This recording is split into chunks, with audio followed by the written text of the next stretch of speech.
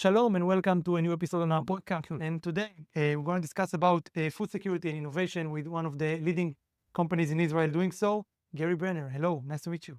Pleasure. Pleasure for me as well. Let me just introduce you. You are the director of marketing and corporate development of Aleph Farms. And we're going to speak about your work at Aleph Farms, and about food sustainability, which is a huge topic, especially in all of the world, but especially here in the GCC. Before we start, tell me a little bit about yourself, how you got to this world of food innovation. Actually, by a mistake. It's always by mistake, right? This is the way. I'm old enough to say that. In any case, I was born and raised in the States. I live in Israel for most of my life, and I live in a kibbutz in Israel. What kibbutz? Kibbutz Chatzor. Chatzor, all right, yeah. About a 45-kilometer drive from Tel Aviv. Near Ashdod. And there is two Chatzors. Yeah. I know, yeah. My dad is a kibbutznik as well, so. Yeah, which kibbutz? From Netzer Seheni. Yeah. Not too far from Chatzor, yeah. Closer to Aleph Farms. Yeah, that's right. And I most of my first 20 years in the kibbutz was primarily I was working in a factory, in education, public policy. In the late 1980s, I was sent by the kibbutz movement to deal in public policy in the United States for 3 years, in New York and Washington, D.C., and I did fundraising for an educational institute where I once taught, primarily focused on Jewish-Arab relations. And upon returning in 1991, our kibbutz had made an acquisition of a rundown soy protein facility. And we, 5 of us, I guess, were the founders of this facility. And because I knew how to spell the word soy, S-O-Y, Oh, that's nice, yeah. as opposed to my colleagues, Yeah. I was invited to take responsibility for the market and business development. And that's how I entered the world of food. Today, and this delegation of Israeli food tech companies is specifically that food tech. In my days, there was no food. There was food, but there was no tech. Yeah. And this was something that I personally became part of the evolution of that in the first, between early 1990s and for the next 20 years. And when we succeeded in taking our company public and we're quite one of the leading players in soy proteins globally, we exited. And I had to decide what I was going to do as I grew up. Nice. And I began consulting to many of the food tech and incubators and so on, how to build their business development, how to bring together technologies, regulation, IP, and so on in a way that it was presentable to the outside global market and take advantage of my network of global contacts. Amazing. And now Aleph Farms, So Aleph Farms is one of my projects. Yeah. I actually got to Aleph Farms also quite by accident. I was invited. The base core technologies of Aleph Farm come out of the University of Technion. And Technion, as a seed investor, when the kitchen created Aleph Farms together with the Technion, had to decide at the end of 2018 whether they wanted to invest in a Series A round in Aleph Farms itself. And they invited me to do the due diligence on Aleph Farms. And following the successful raise for the Series A, CEO and co-founder of Aleph Farms invited me to help put together the business strategy, go to market, a lot of the regional, global collaborations with food tech companies, or food companies, not food tech, conventional food. That was my responsibility. And after the signing of the Abraham Accords, I came here almost immediately. Began discussions. It's unique about Israel and the UAE is we're small countries. Yeah. With similar challenges, right? Somewhere in the Middle East. Yeah. Israel has learned to grow large parts of its food, but it's still an importer. The Emiratis are learning to grow their own food, but the physical conditions, the climatic conditions, are not conducive to conventional food technologies. And so what we call food tech today precision fermentation, cellular agriculture, that becomes the potential for growing their own food, Definitely. even But in the UAE. before we skip to the part of, talking about your technology and how it helps here in the GCC, let's talk a little bit about Aleph Farms. If we don't know you yet, what exactly is Aleph Farms? What exactly do you do? So we use the word tech. There's conventional agriculture and there's a cellular agriculture precision fermentation that basically takes the same principles of conventional agriculture but moves it over into biotechnology. In this case of Aleph Farms, that means taking cell lines from a healthy cow. Her name is Lucy. After they've been inseminated,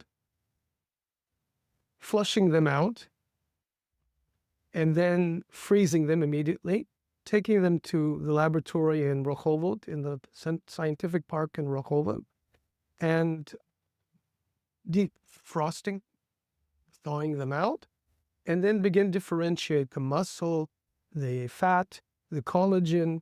All that is part of making a whole muscle beef steak or cut. So basically, it's a culturized meat, you might Cultivated. Cultivated, yes, sorry. So, cultured, cultivated meat. Yeah. Some people, I think, mistakenly call it lab-grown meat. Yeah. Not only because it, not exact terminology, and not certainly because the market doesn't like lab-grown, Yeah. but also because these are coming from an animal.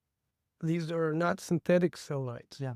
Secondly, all of the proteins, the growth media, which are used to feed these cell lines and grow them in bioreactors, are basically replicates of what the cow's eating. Yeah. All of the proteins and nutritional vitamins, minerals, and so on. It's a copy, basically. So basically, it's replicating the what's in nature in laboratory conditions. One of the primary differences is it takes, no, that's a horse. It takes 24 to 36 months to raise a cow before slaughter. And we're talking about 6 weeks to grow a whole muscle piece of meat, cut of meat, and harvest it and put it on the plate. Secondly, it doesn't involve any slaughter, which will be one of your next questions. Very absolutely, yeah. And you saw my topics here. No, You already got it. It's not your first rodeo. If we're talking about cows and not only that, I've been interfacing here and the subject of halal, like kashrut, kosher, in Israel is of central importance to any possibility of going to market. So one of my responsibilities, I'm in deep discussions with halal authorities in Southeast Asia, in Singapore, here, and in Israel. It needs to be invented, those things. There is no kosherized, a signature or a standards for something that is being lab grow. Or when the chief rabbi of Israel evaluates cultured meat or cultivated meat, he uses all kinds of, I don't want to use the terms in Hebrew, but in any case, looking for an entry point where it can be approved. Yeah. And the entry point in the Jewish tradition is what's called parve. It's not milk and not meat. And it's not meat. Yeah. And okay, there's no which opens a lot of opportunities, by the way, for kosher, because they don't eat milk and meat together. So it becomes, a new type of, eating things which you can't eat. On one hand, the marketing people were in shock. Yeah. Because they've been calling this a different cut of meat. And here, it's not meat. But and the rabbi says this.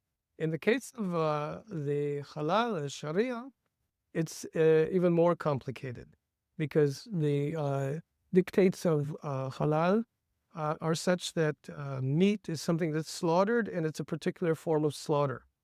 So when we go to the halal authorities, we say, here, it's demonstrate this safety and risk. We've done all the risk assessment, and it's not difficult to convince them about. And then they say, but wait a second, how did you slaughter the animal? I said, we didn't slaughter the animal. We don't believe in slaughtering animals. We're providing an alternative to the slaughter of animals, and we're providing the alternative to raising cow over a period of 24 to 36 months. The difference is the difference between the Angus cow and the Wagyu, for example. We're not using the land, the water resources. We're not polluting because gas house emissions, primarily in the world, globally, the worst contributor to that is the animal rearing. And so basically we've avoided all of that. Good for the planet, good for the animal. And ultimately, if you go to a good restaurant here in Dubai and order a filet mignon, a bad chef can turn that into shoe leather. A good chef can turn cultivated meat into something delicious. And what's there are actually differences between if we'll put two filet mignons, a real one, and a cultivated one. Can I tell a difference? Yes and no.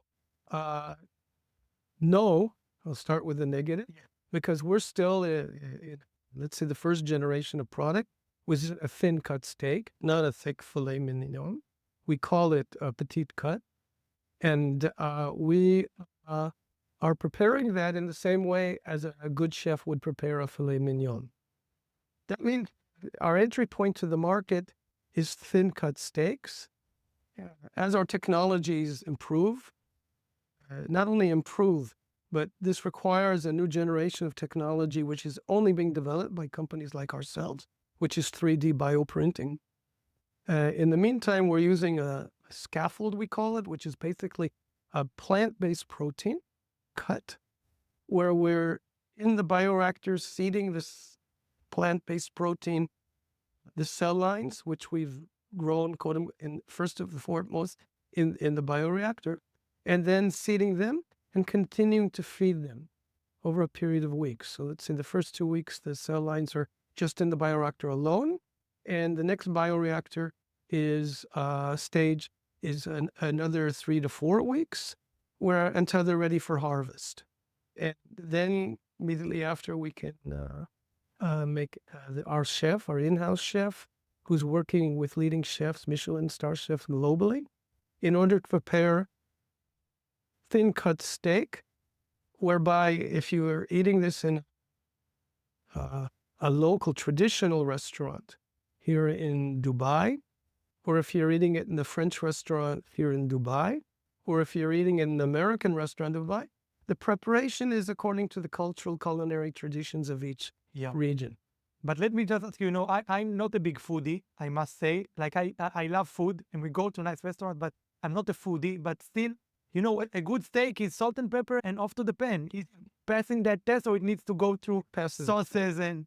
It passes that test, including the color and so on and so forth. Yeah. And quite honestly, this is kind of I would call a convergence between the biotechnology and the traditional food technology. Yeah. So without a really good chef, you can't make good food. That's always And with everything in life, not just food. The science comes out of we call regenerative medicine. So the researchers in the Technion who founded this concept, discovered and developed it over a decade or more, basically are taking stem cell research, seeding in a plant-based protein, these cell lines, growing them. In this case, they're not taking from the animal. They're taking from you. They're taking from a patient. In other words, a patient who has developed some kind of diseased organ, from heart to kidney to whatever, they can take the healthy cells from that organ, from the person, grow them in these conditions I've just described to you, and then replant it back into the organ, the person's own organ, own heart, kidney, liver, whatever. But without the damaged cells. Now, when you talk about transplants, one of the serious problems and challenges for all transplants, heart, whatever, is, of course, rejection by the body.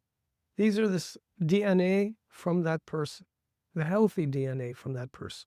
So we continue to work together with the researchers in the Technion. Technion is a shareholder, thanks to the due diligence that they did.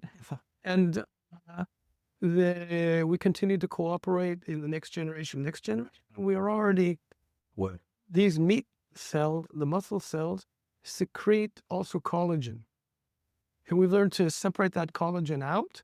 And now we're developing technologies for cell-based collagen, wound healing, as well as that. Uh, uh, Different, like if you have some injured shoulder or something like that, where you can once again insert the collagen from the person. But the core business is the meat food. What you're saying, is such an amazing revolution, not only on food tech, but also on health and medicine and care, which is also, we can have a full 2 or 3 podcasts only on that. But I want just to return to the point of the actual revolution, because I want you to tell me from your own experience and your own, being inside things, how far are we from actually going to the supermarket and buying cultivated meat and using that, even the thin cut steaks, even what you're now producing, how far are we from, and not only from buying it, but it actually, matches the price of regular meat that we buy in stores today. Aleph Farm is already at the stage which it's scaled up from small bioreactors of 2 and 10 liters to a pilot plant of 200 liters in Israel. And the next stage will be a mid-scale facility of 1,000 liters.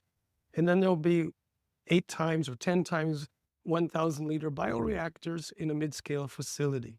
From that 200-liter pilot plant, we will be able to launch our first product in 2025. When you talk about go-to-market strategy, the go-to-market strategy is, as we've developed it, is we have to create consumer acceptance. We have to create consumer educate the market in some ways. Exactly. Yeah. Now, where do we think the best way to educate the market? To go to the fine restaurant. Yeah.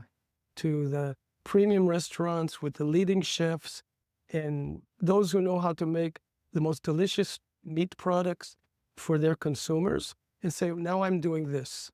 Yeah. And or you can choose what meat you want, this one or this one. Not only that, Yeah. we're of different generation. Yeah.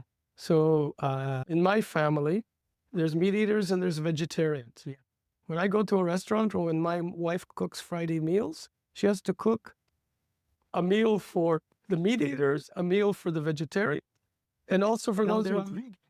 It's even, bigger of so problem. When we're basically creating an alternative that any consumer of any generation has the opportunity to choose. Now, that's just a choice, of people of means. And the consumer not only has the consumer, and in our market studies, also here, the consumer, many consumers are very concerned about the climate and the planet. In order to feed 10 billion people in this planet in a short time, relatively speaking, we cannot grow enough cows to feed all of them, or chickens, whatever. By the way, the depletion of fish in the oceans is a separate issue. In Israel, we also have cultivated fish, food tech companies. And so, and if we were to raise enough cows to feed so many people, there would not be a planet anymore. That's right. And the result is that there have to be alternatives, not only from a consumer point of view of having a choice, but for saving our planet. Definitely. And also, as you mentioned, vegans and vegetarians, for them to be able to enjoy meat, I think that it will be actually successful. And my hope is that those kind of initiatives will actually, remove actual meat from, because no one wants to slaughter animals. I think no one wants to, pollute the planet. But the thing is that we'll all be vegetarians, once those things will actually replace the market with real meat. But we were raised as meat eaters, and people want and like the taste of meat. The question if it's different. Now, one of the disappointments and you see that in the market today, of the plant-based products, who have gone through many generations of development. And I've been personally, through my soy protein business experience, involved in a lot of those developments. But consumers get tired, and you see the financial results of, let's say, Beyond Meat or Impossible Food, and so on in the recent year. is the consumers get tired of those kinds of products. They don't have the mouthfeel. They don't have the bite. That's right. They don't have the flavor of the meat. It's a nice thing to try every now and then. It's not a replacement. You know what I mean? So our goal is when you eat this, when consumers eat this, they'll eat meat. But I'll take the step forward because you've been asked the question anyway. When we first came to the UAE, immediately after the signing of the Abraham Accords, we participated in discussions here and also in Abu Dhabi, and we listened to them carefully. 1 month, 2 months into the corona, these people were sitting down in government meetings and figuring out where we have food to feed all these people in 3 months. Okay, they have oil. They can go out and buy a meat and food company globally. They can create overnight large warehouses and silos to bring the food in. But the Emirates are importing over 95% of their food, not producing locally. There's poultry facilities mainly in Abu Dhabi.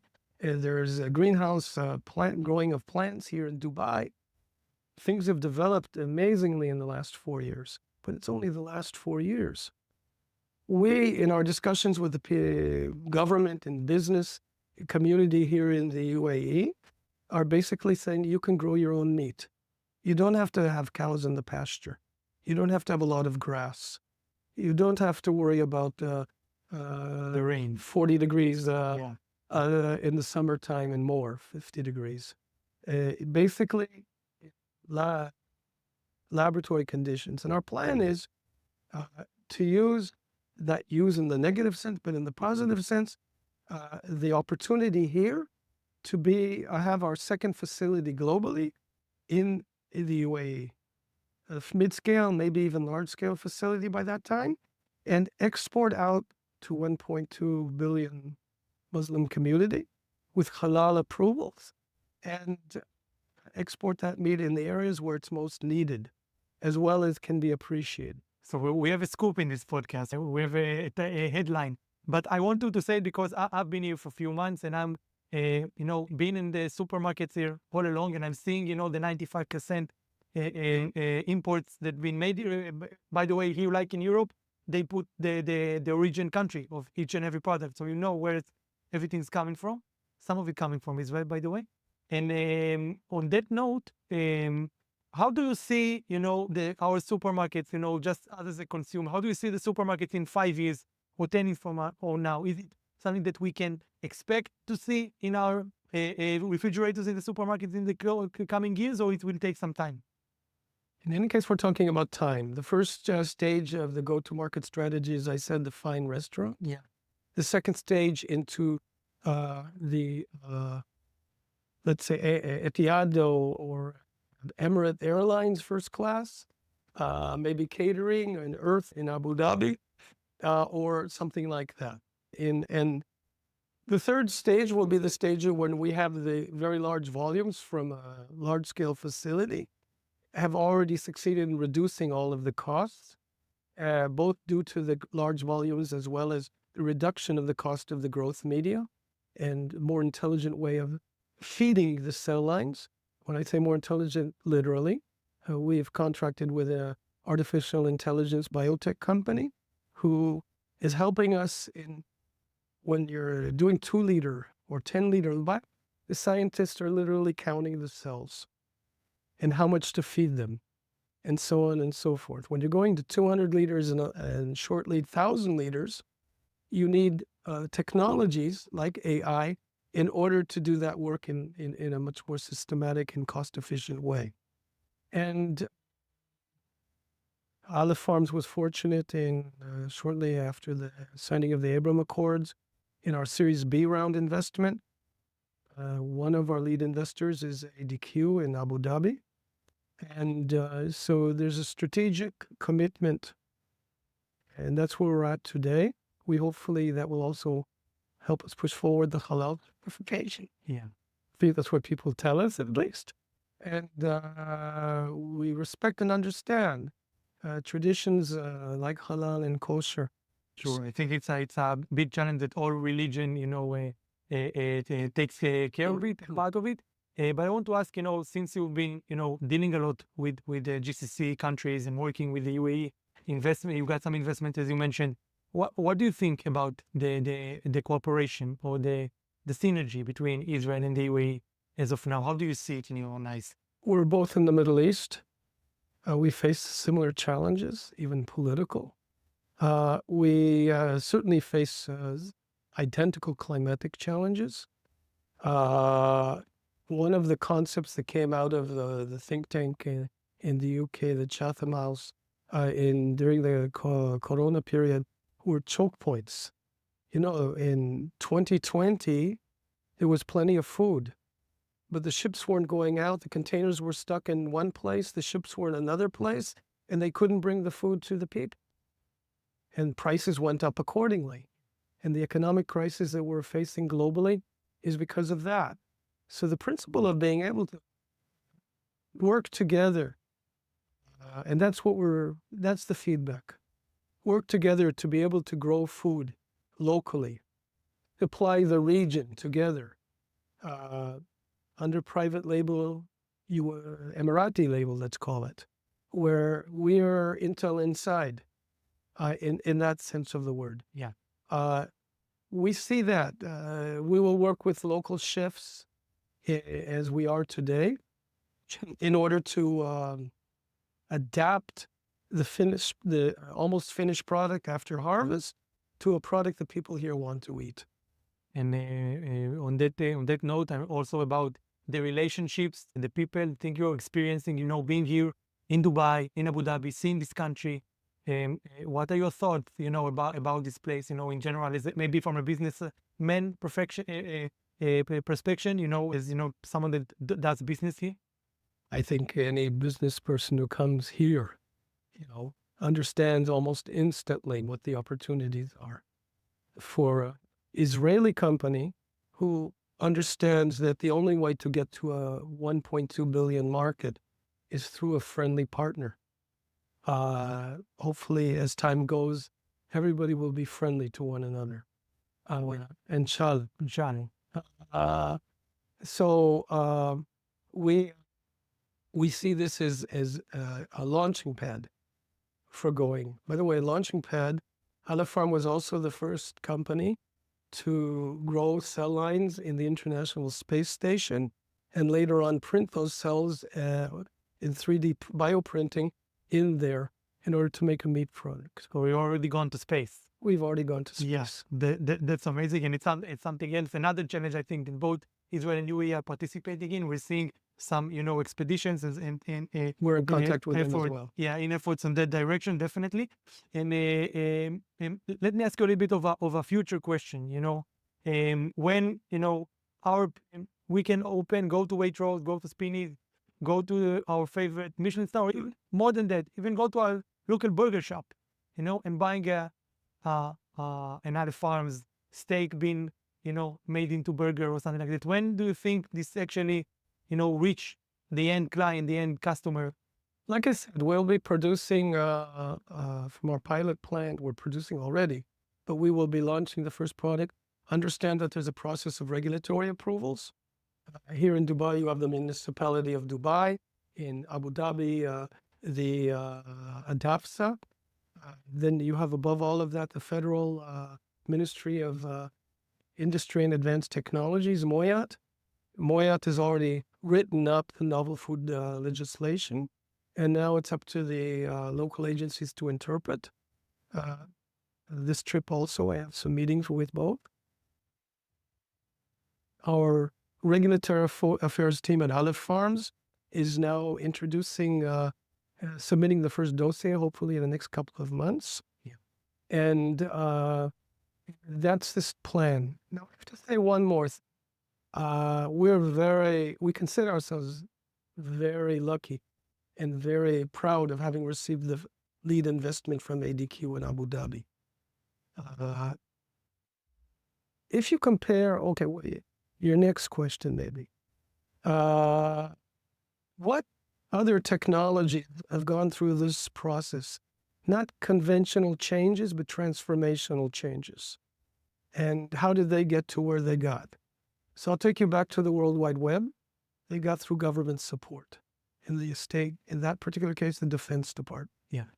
If you talk about the alternative energy forms, solar and so on and so forth, you look at the government investments from the Department of Energy. If you look at the electronic vehicle, Tesla, also in China, of course, without government support in huge amounts, in billions of dollars, in some cases hundreds of billions of dollars, those transformational technologies would not have been achieved. Not in the time framework that a startup can assure itself. So we also realize that we've raised $140 million in the last 7 years. Also here within that 140, lead investment from Abu Dhabi, from ADQ. We realize today that depending upon VC, venture capital, or private investment, or even food industry investment, such as from Thai Union in Thailand or BRF in Brazil, who have a facility in KZAD, and so on and so forth. Without their investments, relying on their investments alone, we will not achieve what we need to do. Yeah. We, like Elon Musk, like the World Wide Web before him, are looking also for government support because that's the future. Yeah, and you know, we can't deny the fact that we're speaking here on behalf of the Israeli consulate, and you're talking about an Emirati government investment.